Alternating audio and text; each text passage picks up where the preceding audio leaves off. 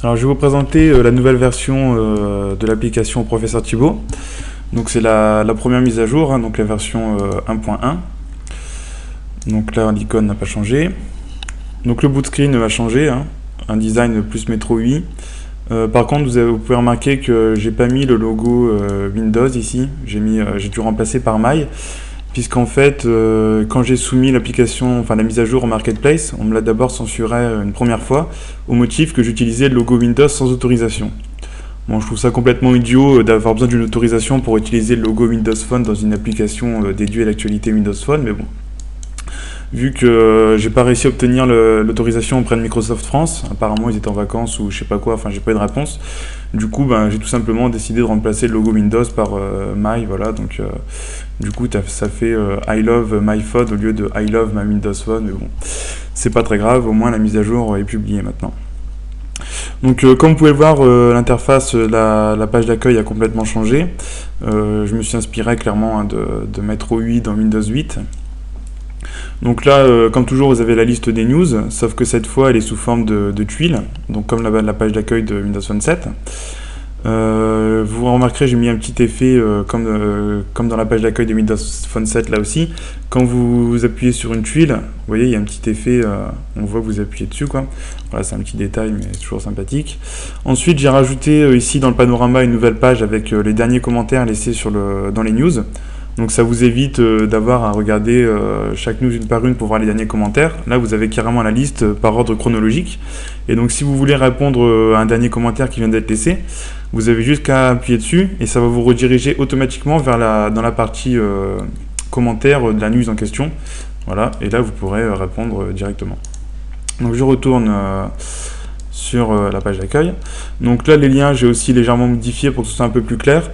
Donc maintenant, vous avez un lien qui mène directement vers la version mobile du site. Vous avez aussi un lien qui mène vers la version mobile du forum, donc vraiment adapté à la taille d'un smartphone, donc c'est plus pratique. Le reste, ça n'a pas changé. Ici, toujours pareil, les remerciements et les paramètres, pareil, ça n'a pas changé.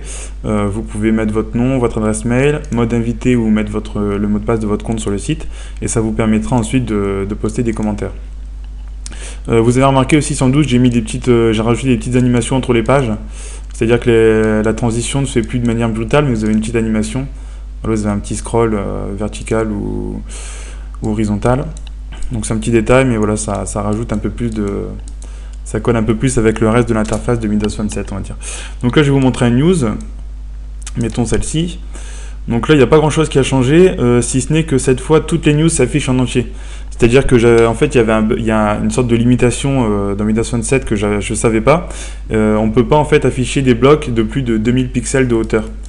Donc je me suis pas mal cassé la tête pour contourner cette limitation. Mais j'ai réussi et donc maintenant du coup vous pouvez lire toutes les news directement dans l'application en entier sans avoir à aller sur le site internet. Donc voilà, cette fois le lien lire la news dans le navigateur redirige vers la version mobile du site internet. Donc comme ça vous serez sur une page plus adaptée à Internet Explorer 9 du Windows Phone 7. Ici toujours pareil, hein, vous avez la possibilité de voir l'image en grand et de faire un pinch to zoom. Là je peux pas vous le montrer puisque c'est dans l'émulateur. Et quand vous cliquez sur vidéo, ça vous redirige vers l'application YouTube du smartphone.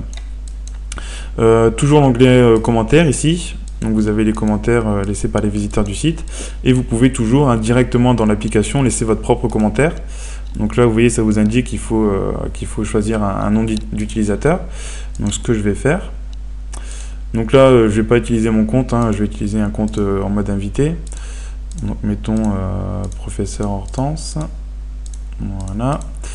Adresse mail, je vais mettre n'importe quoi, sinon on va en prendre 2 heures. Voilà. Et donc je laisse le mode invité, mais si vous êtes enregistré sur le site, hein, vous pouvez bien sûr indiquer votre mot de passe ici. Voilà, donc là les changements sont sauvegardés automatiquement. Et maintenant je peux poster mon commentaire. Donc par exemple test. Voilà, j'appuie sur envoyer et mon commentaire est immédiatement envoyé. Et donc quand je retourne dans la news, hop là, partie réaction. Et mon commentaire apparaît ici. Voilà.